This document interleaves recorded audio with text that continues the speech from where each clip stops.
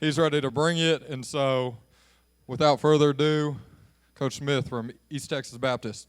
I got to use this, right? There you go. Hey, guys. I appreciate it. I know this time, the end of the day, you've heard so much scheme, you've heard so much football, and we're going to get into some of that stuff.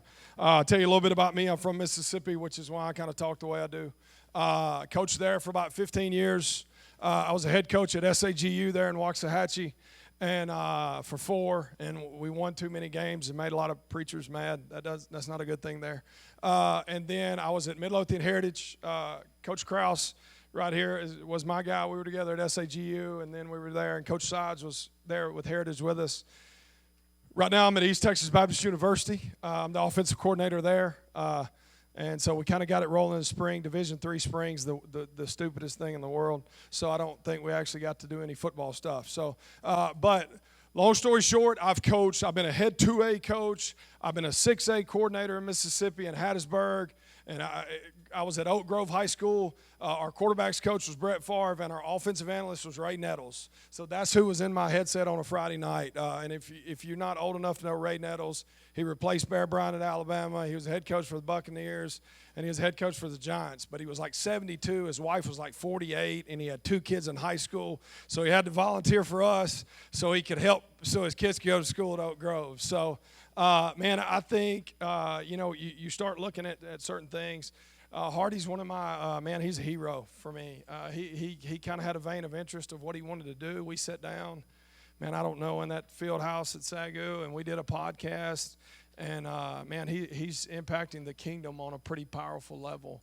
So these guys getting together and doing this is pretty phenomenal. So our deal is we call it the control chaos. I work for 9 head coaches. I work for 1 head coach. We ran counter trap 32 times one night. And my last college game, I threw it 62 times. My last high school game, we were 2 tight, triple option, veer. I was a veer quarterback, true triple option, under center. And then when I got to college, I started for 4 years at SAGU. We transitioned through it 1,000,000 times. And then from that, I've just tried to create option-based football in any dynamic I can, in any way I can. So the term became options make you dangerous. And we called it the control chaos, and you'll kind of get into some of that. Before I get into that, the one thing I want to do is I want to encourage you guys for about 10 minutes, okay? Before we get into the football. You've heard enough football, so let's just kind of get some encouragement, a little bit of re-engagement, and let's go. So here's what I think. A leader's all things in all situations. You've got to figure out what that situation needs, and you've kind of got to be that in that situation, right? Whether that's a junior high deal or a high school deal or a single-parent home or a helicopter dad who thinks he's got it figured out. You've got to figure out those things. I want to do some comparison here. I've got a minor in biblical studies. I spent 3 years as a pastor, so you kind of get a little bit of that vibe. So here's what I did. I broke down Moses. Numbers 13, the Lord said to Moses, send some men. Moses sent 12 guys. They stayed for 40 days. They never entered the land of Canaan. Okay? Joshua chapter 2, Joshua sent 2 spies and said, look over the land. So he sent 2 guys. They stayed till dark. They entered the land of Canaan 3 chapters later. So here's the summary. And guys, you guys have to make a lot of decisions. You have to make a lot of moves. My wife and I moved 9 times. We have 4 kids. I've got a 24-year-old. I got a 19-year-old. I've got a 13-year-old, and I've got an 11-year-old. So we've done it every which way but loose. You know what I'm saying? And here's the summary. As the leaders, we have to be careful how many people we let speak into our decisions. You guys got to make decisions about your careers. You've got to make decisions about play calling. You've got to make a lot of decisions throughout this thing. Don't let too many people speak into your life because they're not walking in your shoes. They don't live under your rooftop, and they don't know what you're dealing with. Don't let too many people speak into your life. The next thing, if you stare at your problems too long, you'll never conquer them. If there's anything I can tell you, if you stare at your problems too long, you'll never conquer them. If every time you walk into a staff room, you're talking about our line's too short, quarterback's blind, he's colorblind, and our receivers can't catch. Just keep talking about it. I promise you, it's going to get better. You know what I'm saying? Just don't stare at your problems, right? Coaches have done a great job, and the one consistent vein of conversation you've heard is just figure out what your guys can do. Let's adjust from there, and let's go from there, right? And that is a story. I'm telling you guys, I've been in towns of 300 people in Mississippi, and I've been in DFW. Figuring out what your kids can do, focusing on solutions, not problems, and let's keep moving forward, okay? So this morning, I woke up. I was praying for you guys because I think this is important, and I think anytime that, you know, as coaches we come together, and I felt kind of like the Lord led me to something. So I'm going to read you something, and then we'll get in the ball, all right? So stay with me, all right? I promise you we'll get to the football. I believe that coaches and educators are watchmen. So this is my stance. If you read in Ezekiel 3 and you read Old Testament prophecy, what you start to understand is there are watchmen at the gate. And here's what I'm telling you now. Come this fall, you are going to be the last warning shot for some senior. You will be the last person that can speak into his life, speak in and give him direction and give him a warning of, hey, dude, this isn't the way you want to go, because I can see what's ahead. I can see what's coming. A watchman, the noun is derived from the Hebrew verb meaning to look out or about, spy, keep watch. Properly, to lean forward, to peer into the distance, by implication to observe and await. Lean into the conversation with the JV kid because he's going through something. Lean into the conversation with that junior high coach that you didn't think you had time for. Lean into those things. Be a watchman for him. And it may just change how you interact, okay? So Ezekiel 3 says we're called to be watchmen. So I've kind of paralleled it. I'm notorious for changing Scripture to make it fit my preferences. So don't sit in a theology class, so I should be good. Coach, I've made you a watchman for the people. So hear the word I speak and give them warning for me, and I will hold you accountable for their blood. You are called to be a watchman. You are saving people's lives every day. Just by understanding that the only connector you have is football. That's it. You didn't grow up in a similar background. You didn't grow up in the same family dynamics. You just have football, and it is simply the connector for you to answer a calling, for you to reach out to them and understand that you are a watchman and you are to speak and give them warning and give them life. Next part, promise of being a watchman. Chapter 3, verses 19 says, but if you do warn the youth, and they do not turn from their youthfulness, they will die from their struggle, but you will be saved yourself. Understand, bear the burden of that calling. If you want to wear a coach, it ain't going to come in the form of a paycheck, I promise you. It's going to come in the form that you're going to carry that burden and you're going to carry that yoke. And heavy is a head that wears a crown. This ain't for everybody. Also in verse 21 it says, but if you do warn the righteous person not to sin, and they do not sin, they will surely live because they took warning, and you will be saved yourself. Last thing I'm going to tell you, Ezekiel 33:7 says, Coach, I've made you a watchman for this team. Everybody that's in the room is supposed to be in the room. Everybody that was supposed to be here is supposed to be here, right? The kid that moved in, he was supposed to be there. He may not be 6'5", and he may not can play dead in a cheap Western. I ain't talking about like a good Tombstone type Western. I'm talking about a cheap one.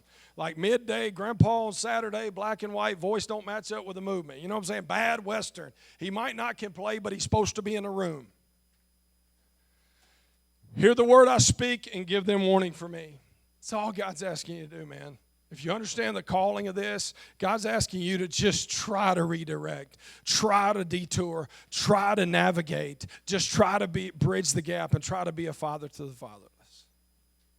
We're going to score touchdowns. There's plenty of guys up here can talk about it, okay? And we've scored a few ourselves. But that ain't what this is about, guys.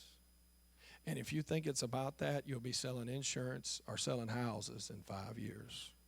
Because the paycheck's a lot better and the hours are a lot leaner. All right. Okay, I'm off that. You ready to talk ball? So if you are a reader, I'm a big-time reader. These are 4 books that I think are huge. Sun Stand Still by Stephen Furtick. It's all based on Joshua chapter 10. It's kind of war-minded. It's pretty cool. Be Mean About the Vision by Sean Lovejoy. It's just about having a vision about what you want to do. It's an easy read. It's really good. Chase the Lion. This is Mark Batterson. It's a really cool book. And then Developing the Leader Within You 2.0 by John C. Maxwell. If there's something you want to do, I do a lot of leadership curriculum breakdown with our players. We do a lot of what I call leadership formation, character formation, and I use a lot of this curriculum here. Okay, this is my family. Big crew. They all look like their mama, thank God. So my oldest is on the far left. That's Kaylee. She's 24. She went to Mississippi State, and she was a Kappa Sigma something or another that cost me a lot of money. And then she teaches down on the coast, despite my best efforts to get her to go make money. She went into education. And then my wife, Christy's right beside her. She's a 21-year educator. I don't even know if I'm going to be able to stay in the mansion that she does when we get to heaven, because she's taught everything but kindergarten and seniors, and she's moved a whole lot, but she's pretty awesome. My son Caden played quarterback for us at Heritage. You'll see some clips of him here. He signed with South Dakota State. He had to undergo 2 back surgeries. We went through 4 cortisone shots to get him through his senior year, so I don't know if I'm a bad dad or a good coach, but we got him through the season. And he signed with South Dakota State, did not like Canada, as he called it, came home. He's at a Mississippi JUCO. If you need a quarterback, he's a pretty dang good one. Kai is my 13-year-old. He's kind of that kid where you're like, I want a son just like me, until you have a son just like you. And then you're like, dude, you're really annoying. But he's pretty talented. I think he's going to be a little bit more polished than his brother. I don't know if he's going to be as mean. He's a baseball kid. And then Collins is kind of that. As you get older, you kind of start having kids, and then you're kind of like, okay, I'm good. And we're broke, but we're good. And then you find out you're pregnant with your 4th, and then you're like, well, what am I supposed to do with this? Then you find out it's a girl, and then it's a whole different world right there. So Collins is the best athlete in our family. She's a soccer player. She just got on the ECNL Storm team, which is going to cost me a mortgage payment every month, but it's going to be good. So that's kind of our crew, man. It's been crazy. Kaylee played tennis all through and cheered. Caden with football, Cal with football, baseball, Collins with soccer. It's kind of what you do, but this is the story. That's my story. That's it, man. That's it. That's the cool stuff. All right? Okay, so this is our offensive staff at ETBU. Coach Bates is an Alvarado guy. He's our running backs guy. He was an All-American baseball football guy. ETBU, he played for the Angels organization for about 10 years. He's a pretty awesome guy. Coach Stang is from Magnolia down in Houston. He's our O-line guy. Coach Jackson played at Cedar Hill and then played at Colorado. He's our receiver guy. Coach Jeb Spinney is from Houghton, Louisiana. He's a guy that just kind of got it. He's like, I'm not very athletic. I'm going to go straight into coaching. And he's been coaching for 4 years, and he don't even have his undergrad yet. So it's pretty awesome. He'll end up being a big-time guy, making a lot more money than I do. So that's kind of our staff, if you got any questions about those guys. So here, getting into football, all right, I've shared family, I've done all the things I'm supposed to do. Let's talk ball. The controlled chaos is one way to get creativity. The intensity of it, the physical rush, the connection created, the dialogue, the kind of dialogue that leads to synergy. So when I'm watching a wide clip and I see a double team working up and I see RPO replacement, and I see quarterback's hands and running backs fitting, that's when I go, okay, we got synchronized energy. Everything's rolling in the right direction and it's clicking, right? And that's what we're trying to do. These pictures are the epitome of this. Transfer tag from Lamar's reaching outside zone. The center from Katie's reaching up. We got a running back cutting back door. Quarterbacks, both feet are off the ground. Eyes are at second level. This one right here, we got our sniffer coming to kick out. I do play with fullbacks because Coach Krause would kill me if I didn't. Running backs kicking inside, tackles reaching. Quarterback's eyes are here. So we got synchronized energy taking place. It's just all clicking up, right? And it has to. This ain't baseball. This ain't basketball. It ain't tennis. All 11's got to get on the same page and we got to rock, right? That's the synergy we're talking about, okay? So give you a little summary, kind of 5 years. 2018, I go from scheduling 2 buses in Mississippi for a junior high football game to go to Lake Mississippi on a Tuesday to scheduling 2 flights to go to Arizona for a college football game on a Wednesday. So I go from a 2A head coach to a college head coach. Didn't know what I was doing. But that year we had a really good quarterback. I'll get into that. We averaged 36 a game. He's a true drop back, 6'3", 230, big, huge. When he shook your hand, he made you feel like a 10-year-old child. Like he could just spin it, but was not running to practice, wasn't jogging to practice, wasn't running nowhere. You know what I'm saying? He was that guy. So you see we're very pass skewed. 2019, I got through 6 quarterbacks, 4 in the first half, and we were not good. Okay, we end up losing 5 games by less than 3 points, 1 in triple overtime, and it's just one of those things you just kind of go through, right? 2021, that's the COVID year. I get a grad transfer from Lindenwood named Jordan Barlow. He was not a dual threat guy. He's what I call an extender or partial vacate guy, meaning he would see open B, he would vacate, reset, and let things kind of break down, and that's what he was. So you kind of see us start to get in connection. The one thing we did have is we had a really good running back from China Springs who was elite. Now, he would walk in this room and you'd think he was homeless, but he was one of the best I've ever seen. Now, he was not good in the classroom. Let me clarify that. He was absolutely terrible in the classroom. But, boy, he was really good when he had football in his hand. So you see 21, we really start to click off. We averaged 40 points a game, go through 12 games, win 9 games. But we had 2,800 yards passing, 2,700 yards rushing. And I can say that there was very few times I caught all passes, and there was very few times I caught all runs because a foundational principle for us was options make you dangerous, okay? 2022, I go to the high school level. I get probably my biggest crutch back, which is Krause, so I have to worry about nothing in the box. So he handled all that. And I had my son at quarterback. If my son's not at quarterback, we're probably way more balanced because he was notorious for getting on the goal line and seeing like a 5-box and checking to like double slants. And Coach Krause was about to kill him, and then he realized he was my kid, and he really couldn't do it because my wife would probably be mad at him. And he would complete it, which would really just tick you off, right? So wasn't quite as balanced, but we scored 70 touchdowns, averaged 43 a game. And took sock to double overtime and just missed on the late pipe out of the backfield. I still see it in my dreams every night. But, so that's kind of a synopsis. The reason I tell you that, Caden's a true dual threat. He's a runner. He's annoying. He thinks he's a linebacker. So I had a true dual threat. I had an extender, and I've had a true drop-back passer. And the system starts to kind of adapt to them. So getting into some of that, these are those guys, C.J. Collins. C.J. is from Bosqueville. He was one of 4 NAIA players to go to a camp. He ended up with the Packers and then ended up with the D.C. Defenders. Jordan, after he got through playing with us, he went over to Europe and played for the Leipzig Kings and then played for one other team. And kind of just, he'd send pictures from Switzerland, and it's all paid for. I'm like, dude, do it. Caden's my son, signed with South Dakota State, and now he's out of Mississippi JUCO. So that kind of just gives you a little bit of evolve of the quarterback play. I'm going to get a little wordy, but I'm going to tell you why I'm going to get a little wordy here for about 3 slides. I think foundationally you should be able to verbalize your offense in about 5 minutes, okay? So our deal was we created a mission, and when I was head coach, if you were over something, you better have a mission statement. You better tell me what you're rooted in, and you better operate out of your mission. So if our defensive coordinator told me his mission statement, he would come to me with some exotic blitz and bring in a double edge out of the boundary, and I'd say, does it fit on the foundation of your mission? Because if it doesn't, get off of it. Scratch it. I can draw up all kind of cool stuff offensively that looks really good situationally and circumstantially. But if it does not fit within our mission, I'm out. Because it's not sustainable. It's gimmicky, right?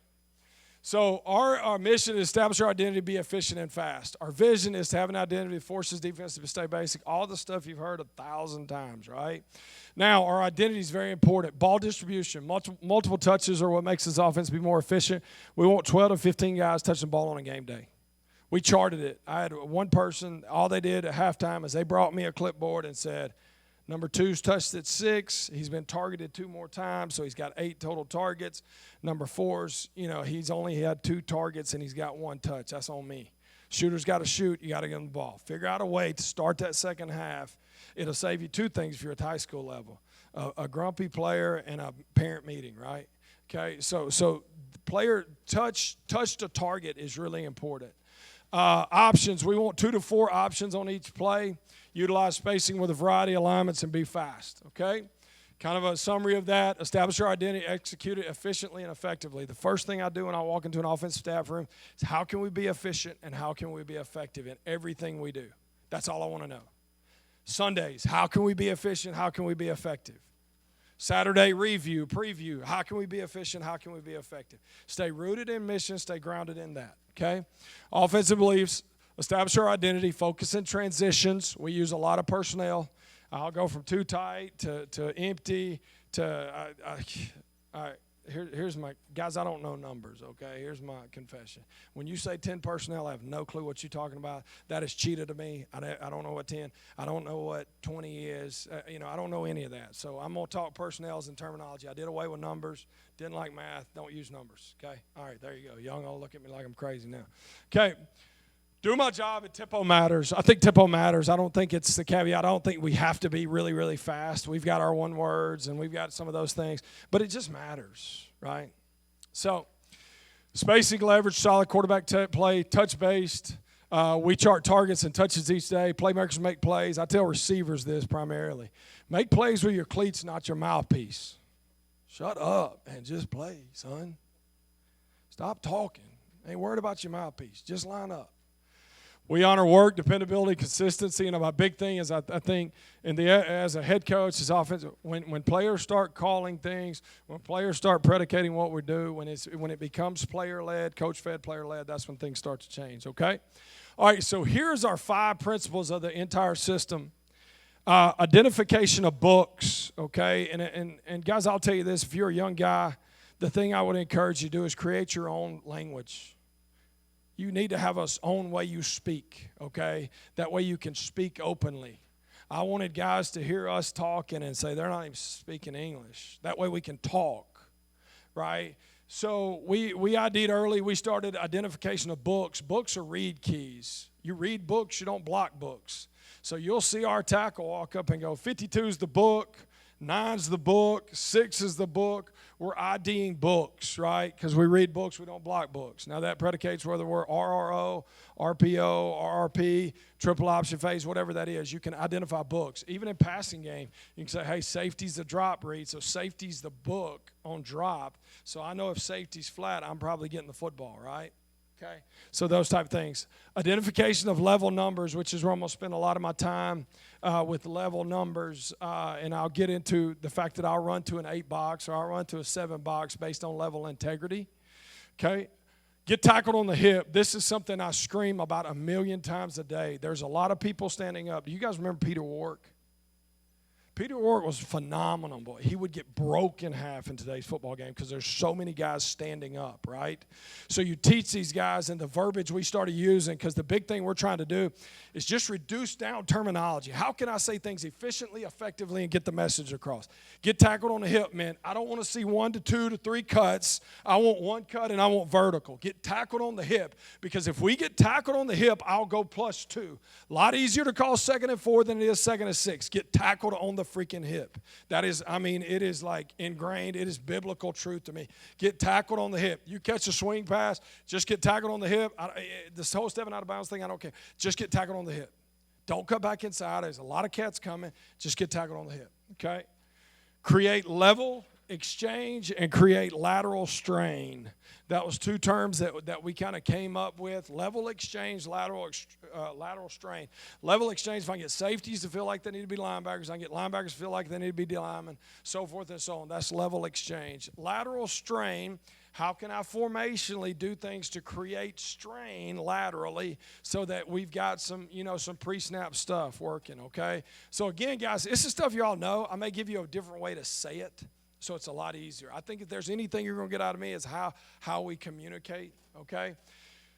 Getting into some of the terminology, guys. Again, I was big on we're going to speak this certain way. Like, that's just who I am, Books were read keys. Pop, we use the term pop, which means we're going to push the run or pass the ball. So if we heard pop, we knew we were RPO phase, right? We were push the run or pass the ball. Dilly, I got from Aaron Pflugrad out at Northern Arizona. He's at Michigan State now. It's just do I like it. Just your dilly reads, your pre-snap stuff. Carts, if there's one thing I can tell you today, guys, carts can be used in the cafeteria. It can be used at pep rallies. It can be used in English class, and it becomes a word that you can just say without having to go, dude, quit being an idiot. Or quit acting like a fool, but you ain't acting, right? We used to use the term carts, so let's talk Bible college. If I walked into chapel and you had a hat on, I could look at you and go, hey, carts. Means know and respect the situation. Just know and respect the situation. So I didn't have to call him out in front of his girlfriend of the week. I didn't have to say, take your hat off. I just go, hey, bro, carts. And it parallels to the cafeteria. It parallels to wherever you want it to, right? Dirty safeties. Whoever's in the box for me has one responsibility. Tell me when the safeties are dirty. When safeties are dirty, that means they're down to the box. They're trying to play run fits. We're third level. We're attacking right now because safeties are dirty. And that's all you'll hear them say. Safeties are dirty. Safeties are dirty. I'm in. All right? Level 2 integrity. We're constantly evaluating whether or not the linebackers are maintaining level 2 integrity. I spent 4 years at a 4A school where I was the OC, head track coach, girls soccer coach, and linebacker coach. Welcome to Mississippi. I think it was all one $5,000 stipend. It was great. But one thing I learned is our backside Will, whatever we called him, if he would just scrape and that backside zone would cut, we would fill it up for about a 2-yard gain. But if he ever stepped vertical and lost level 2 integrity, it would split and it would be a rip. And it taught me that if we can evaluate and study level 2 integrity and get guys to compromise, especially backside, I used to tell backside linebackers, scrape, fill late. That was what I teach. Scrape, fill late. But if they ever stood here and I could see them do this and they lost level 2 integrity, it's a rip. It's done. And that's why I will run to a 7 box where there's compromise of level 2 integrity. I'm going to show you in just a second. Hard edge versus soft edge. That's your odd front. Do you have a true established edge or are you soft edge? I'm a wide zone, outside zone guy. Cross, what are we, wide or outside? Wide. Okay, thanks. All right, we're wide zone guys. So that's what we are. We're trying to chase edge. And then lateral strain, using formation variation to create lateral strain for level 2 defenders. So those are kind of my deals, okay? Level integrity, this is Stephenville. This is our first game together in 22. So we're looking at level integrity, and I'm evaluating it going, okay, we've got some level integrity issues. To me, he's a dirty safety. They've compromised level 3 integrity to the boundary. That's what we're kind of charting, and we're going to foundationally kind of figure out, okay, how can we get level 3 to the boundary, right? Because he's got to fill. He's capped. He's got to bring his butt down. You see what I'm saying? Up top, we've got lateral strain with that outside linebacker because we're into the field, and he's got to go get out over 2 because of their numbers commitment, and we've created lateral strain, okay? All right, so here's a prime example. This is Texas Wesleyan in 2021. You're going to see a 6 box. You're going to see a lot of lateral strain here. I'm in a 2-stack look. They're committed 2 over, and again, I tell linebackers are like girls. Their eyes ain't going to lie to you. If she's staring at you, she likes you. If he's staring at the box, he's a run fit guy. If his eyes are over the receiver, his butt's probably a pass first guy, right? So we've created some lateral strain, and I'm looking, and my box is going, Coach, there's 0 level 2 integrity, there's 0 level 2 integrity, there's no level 2 integrity, and there's nobody high. So I know if I can get here, we got a shot. And the thing that it gets to is, because essentially we would look at that box and go, man, that's a pretty heavy box. But because of the principle of level 2 integrity and stay rooted in that principle, we'll run to a little bit heavier box because if we can just rip 2, if we can just get a wash by our center and guard and we can just get inside, there's nobody left. And you'll see it right here. It's done. I promise you, I'm on the sideline going, that's a wrap. Ain't nobody catching that kid. Now, that has to do with Jimmy's and Joe's, and he was faster than everybody else. But no matter what, no matter if he is not fast at all, we're +6, right? Okay? Lateral strain created it, compromised level 2 integrity, and here we go. Okay? Here's another example. This is against Langston, really good opponent, really good team. First time we beat them, I think. No, first time we beat them, Kobe. Second time we beat them, I just turned around because I like talking a little trash, and I told the guy that was grilling behind me, I said, if we score right here, you owe me a steak. He said, if y'all score any tonight, I'll cook you 2 steaks. I said, well, we're going to beat you. So what am I getting, a whole mashed potato and everything or what?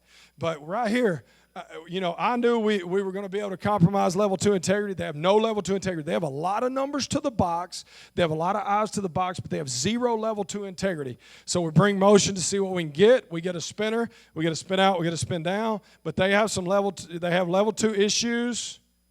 And now, guys, they've got 2 unblocked. Okay? We're not blocking this great. That kid on that left guard's not good. But what they have is 0 level 2 integrity. So if I can get here, I feel pretty good about it. And I'm still at a -1. And it's done. I asked him after the game, I said, Coach, where's your mics at?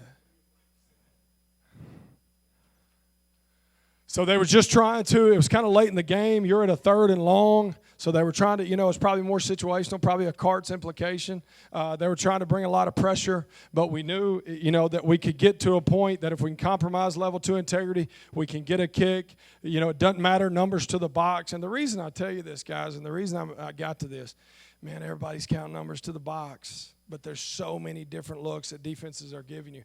They're manipulating so many looks. This 3-3 broken stack crap. And all this junk that we're seeing with odd fronts, so many guys standing up, that it's hard to count numbers in the box. So I stopped counting numbers and I started counting level integrity. Because here's the deal. If there's 4 hands in the ground, they're committed to run first.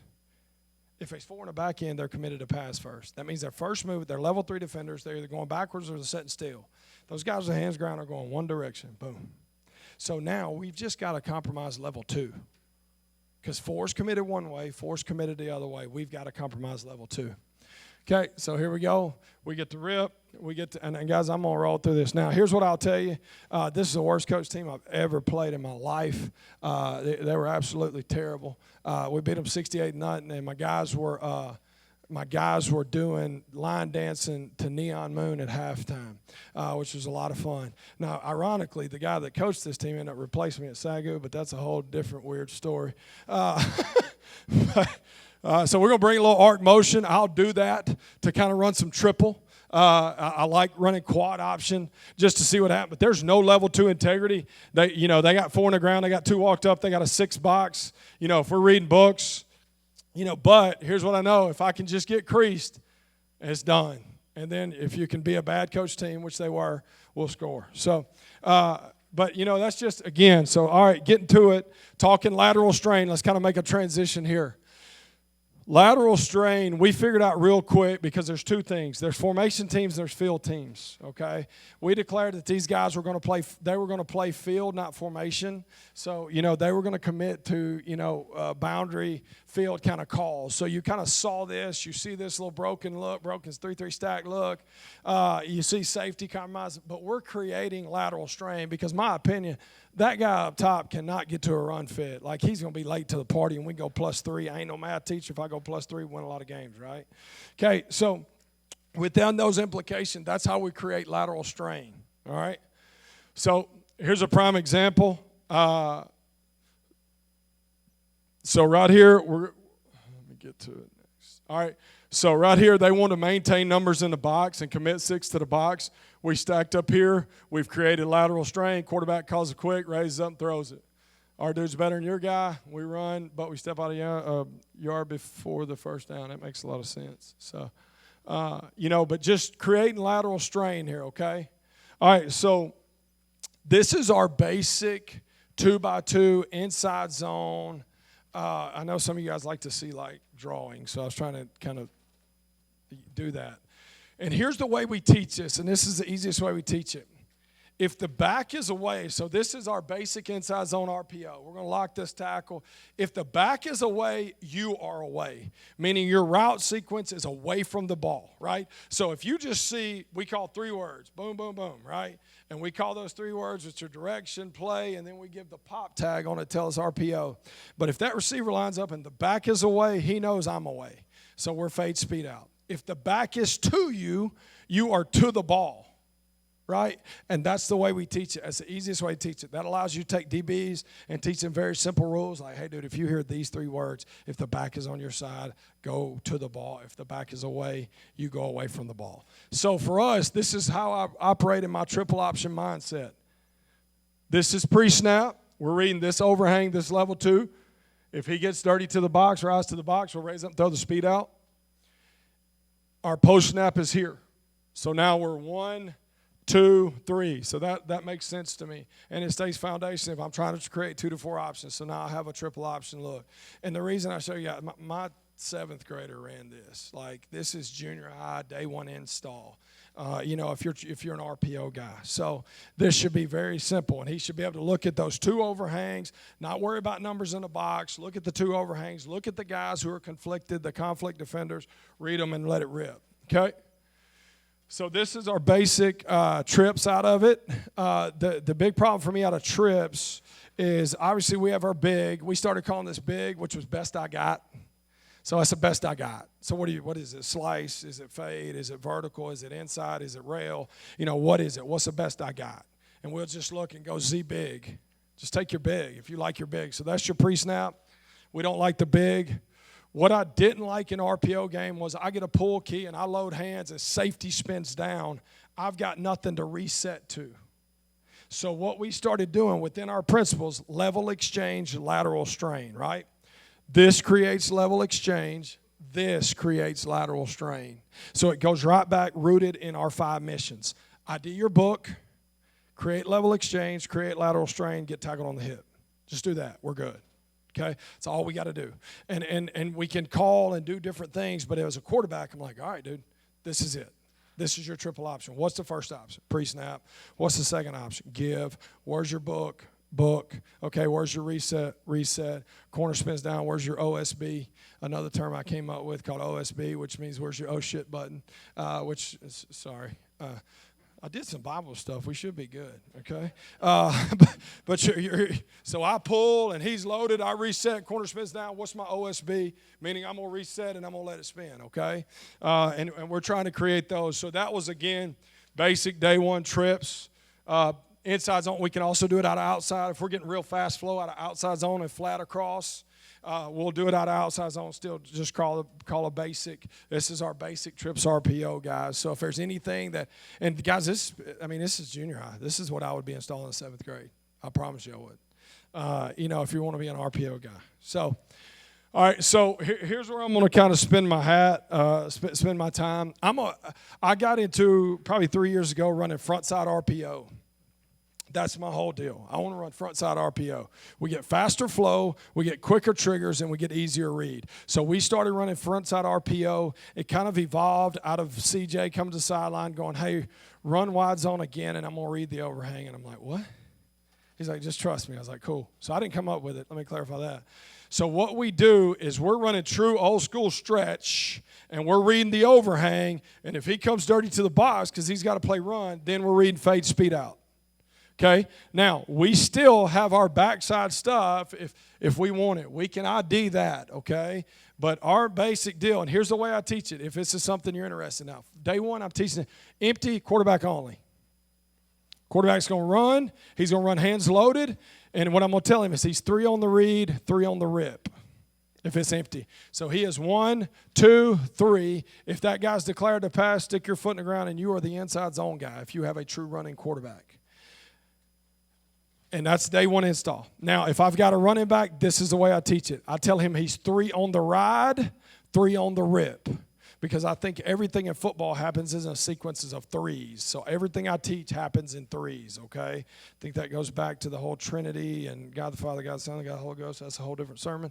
But, like what I'm saying is we teach 3 on the ride, 1, 2, 3, 3 on the rip, okay? And we do it to the left. You're going to see some cut-ups. And, again, it's the coolest thing that I don't do a lot in the football world, guys. I just try to love kids and impact them and try to score a few touchdowns, surround myself with really good people like Sides and Krause, and we're good.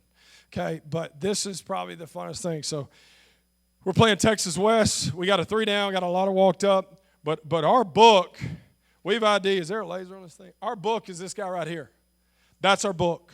Now, if we get a pull key, we read true fade speed out, okay?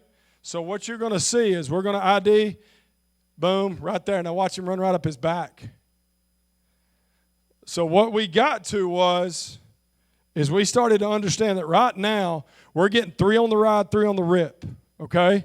3 on the ride, 3 on the rip. His eyes are telling me that he's playing, so I'm going to just hand it. He's playing man. We're going to run right up his back door, okay? Same drive. I don't know why that's on there twice. Same drive, same deal. Cheating a little bit inside. We're going to get 1, 2, 3 on the ride, 3 on the rip, and we're going to walk. Because now he's starting to play slow because we're conflicting him to the front side. Okay, and if we can get those guys to play slow, we can do something. And guys, you say, my quarterback can't do it. I promise you a quarterback can do anything. Because if he's got a quarterback train, the only thing he's doing is throwing out of a different slot angle. I just wish they'd do a 3-step drop and throw the football normally. That'd be cool. But they don't teach none of that. They got him standing on med balls and everything else. So I promise he can 3 ride and 3 rip, okay? All right, that's soapbox. Sorry, guys. All right, so Here we go. Same principle. We're going to run it out of two stack. Now, if we run it out of two stack, it's just a quick. We're going to block the front guy, and our back guy's just going to raise up. And what are we doing? We're creating lateral strain, and we're creating level exchange. What's my time? Sides, am I good? What's my time? Good. All right, here we go. All right, so right here, we see what we've got here. So quarterback's kind of ID'd that he's going to screw with this guy. He's kind of tucked in the box. So you're going to see this, bang. Now, if there's anything I tell you right now, my receiver better be thinking, get tackled on the hip, get tackled on the hip, get tackled on the hip, get tackled on the hip. This ain't prom, quit dancing, let's roll, right? And right now, he's going to get tackled on the hip and go +5. Just get tackled on the hip, dude. Just get tackled on the hip. You're not cutting inside. I know you see something in Madden where you think it's going to be a miraculous. But quarterback is ID'd this pre-snap. He gives the movement and then spins it out there. And we've got everything we want. We've got lateral strain, we've got false flow, and we've got a rip, okay? And it's just quick, guys. That's all it is, okay? All right, here's another one. I want to show it to the left side because I know that becomes a disclaimer of how do we run this to the left side or right-handed quarterback. So we're going to kind of see it here. Overhangs late. See him trigger down.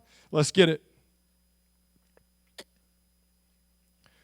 So we're reading this, and what I tell our quarterback is his weight is never going to lie to you, and his eyes are never going to lie to you. So pre-snap, he's toe heavy, and his eyes are inside. So I'm probably thinking pull here. If I can get anything to him that forces him to trigger. So as soon as we get this, boom, and there we go. Bad ball, bad catch, just nobody there, okay? All right, here we go, same deal. And I'm going to roll through these. I'm not going to take up too much time. Same deal, okay, get a pull. We're late. But he's trapped out in no man's land where he's got a trigger. He's got to come down, right? Okay. Get a little shuffle here, I think, just to see if we can do that. He liked the inside zone. He came. The reason I like to show this clip is they compromise a little bit of level 2, so we get a vertical push. Okay, we get a little bit of level 2 compromise because they fit kind of bang. So I'm looking right here going, no level 2 integrity, vertical crease, let's go plus. That's a great play. That's a great football play. It ain't a touchdown. It ain't real fancy. It ain't going to end up on anybody's highlight film, but I like it. Okay. All right, here we go. A few more, guys. I'm going to roll through this. I just want you to see it.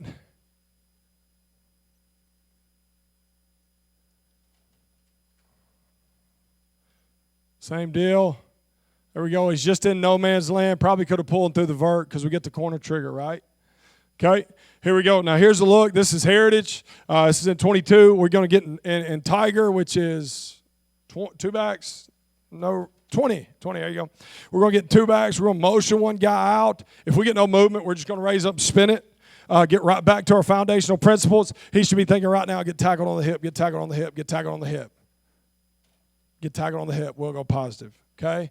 Same deal. Motion him out. You're going to get a true. He doesn't really know. We're going to hand the ball off. He's late to the party. We get a vertical push, and we get a run. Okay? Same deal. Motion across. They weren't bumping as well as we wanted them to, so we knew we were getting free release. Spin the ball out. Here we go.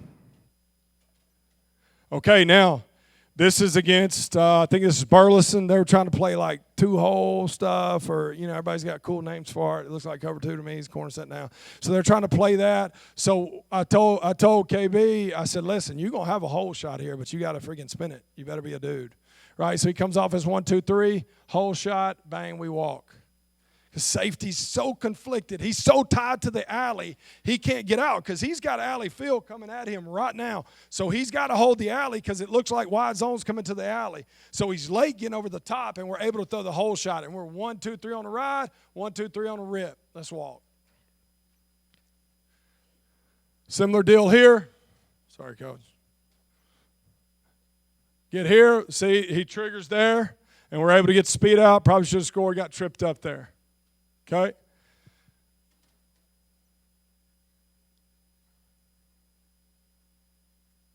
Right here, we're going to get a ride, rip, release, and let's roll. Okay, a couple more, and I'm going to get to the other one, a little gap scheme stuff we do. There it is again. Okay, now, the next thing we do is we do this out of power. And this is when you start getting a lot of triggers because they see pulling guards and they see sniffers and they see some stuff. And that's when it gets, this became, I mean, if I ever said, Krause, what you want, this is what he was calling. Unless it was just a true run. But this is what, this is what we were doing. Because you get fast. As soon as they see pullers, guys, they're filling, okay? So we're just running power. We're running what we call snag on the outside. We've still got, and for my sanity, I'm still 1, 2, 3. I've still got my triple option mindset because I got my big on the single, and then I've got my RPO with the snag. I'm telling this guy, hey, you have a win route, which what I'm telling him is you got to win inside leverage and then get vertical right now. I'm telling the snag to press vertical, try to get inside leverage. I mean, Sides can probably tell you better than what I can how he teaches it. I just tell him to get open. We're going to throw the football, okay? So that's kind of what we're doing. Then we're running true power.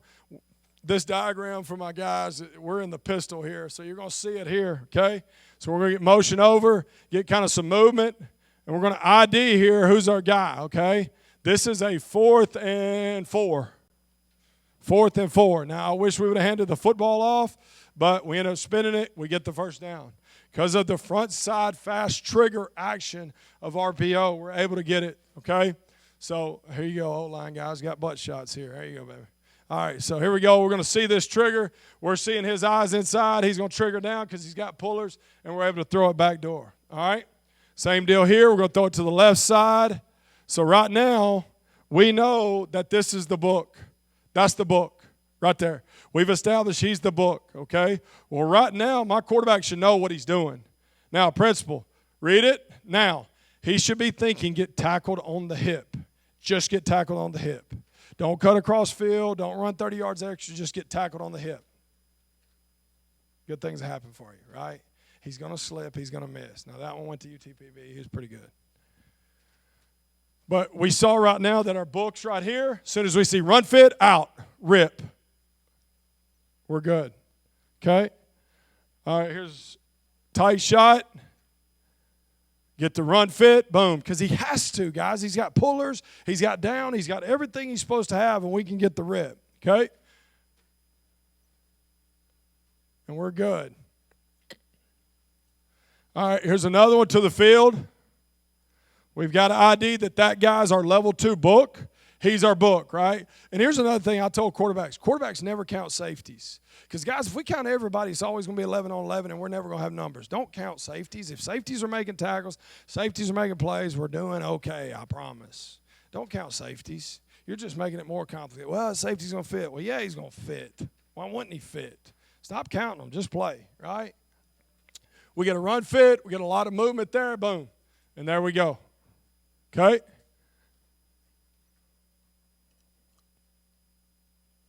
Quarterback's feet is he's just ride, reset, rip, ride, reset, rip, ride, reset, rip, rides.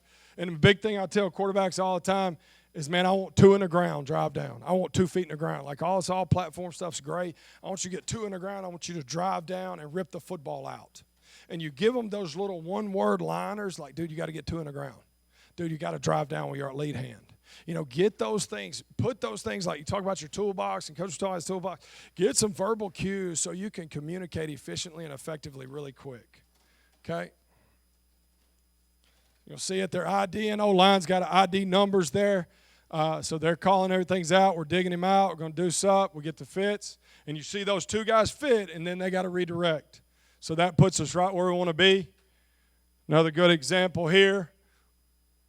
We got a lot of dirty to the box. They're trying to play, they're kind of getting into their red zone stuff, and it just gives a lot of space. Now, he knew he screwed up as soon as he cut back, right? And he ends up at a collision point going backwards.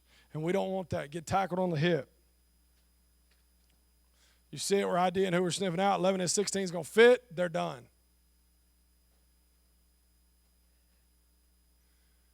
Okay, here's an example of what I would call the reset aspect of it. So, again, we don't want just a dead-in-the-water reset. He plays down. We don't like the shot. So, on this one here, what you're going to see is this becomes Caden's book right here, but he likes something about that win. And so when he pulls it, you're going to see him hit this little window shot here.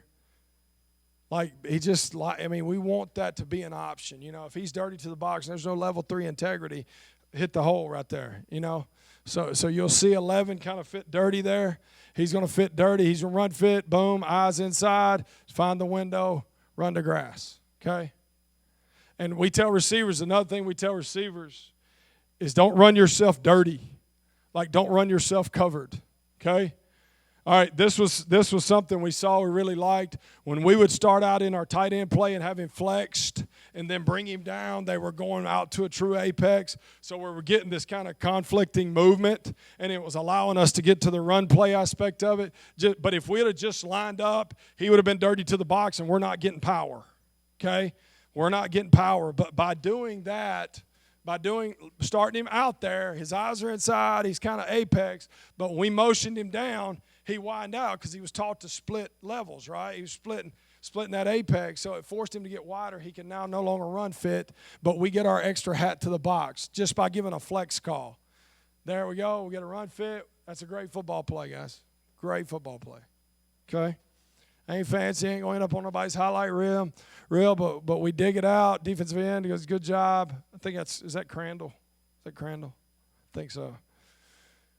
So you see it there, but as soon as we saw this movement, it was like, okay, we got power right now. And we're good. Guard does a good job getting over top, getting a piece, getting tackled on the hip, and let's go plus. Those are some really good players on that defense, guys. That was a fun night. It's only fun if you win, I guess. Okay, guys, the one thing I'm going to tell you, and this is my last clip. All right, I got two more. I think I'm good on time. One thing that I've gotten into on Four Verts and on different things, on third level attack, is we attack people through the rails. We don't attack. We'll take shots numbers out. We'll take shot numbers to rails, but we're going to attack third level rails, meaning we're going to throw it directly over the safety's head. And because here's what the deal. If you go watch the DB drills, he's backpedaling, he breaks down on a 45, he opens up on a 45, but he never turns around 180, gets hips, turns around 360, and knocks a ball down. It's virtually impossible. So I'm going to show this one clip. This is our shallow aspect of it. We took away the dig post, and we started calling it a rail 9. And what we do is you're going to see me short motion here to get to a stack look.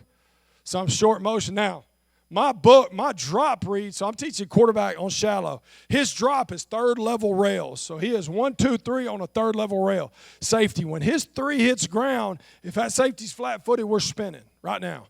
Because what we tell quarterbacks is your feet set timing. The O-line does not set timing. Okay? You can say, I ain't got enough time. I'm going to say your feet are off. Because when you hit 3, 1, 2, 3, you should know. Reset, bang, OSB, I'm out.